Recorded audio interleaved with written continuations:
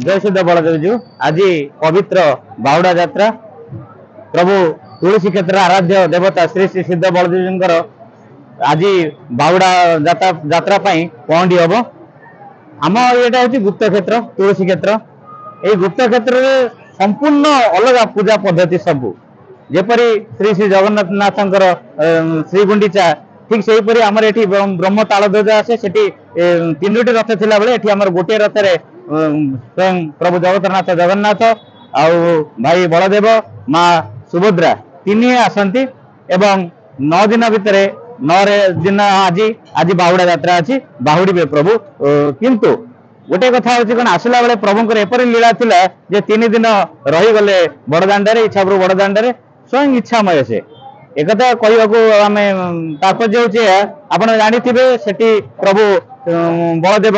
खसी पड़े चार उपरू एठी किंतु आमर से रही रही आसिले लीला कले देखा जाऊ लीला कौन पुणी से जीवे।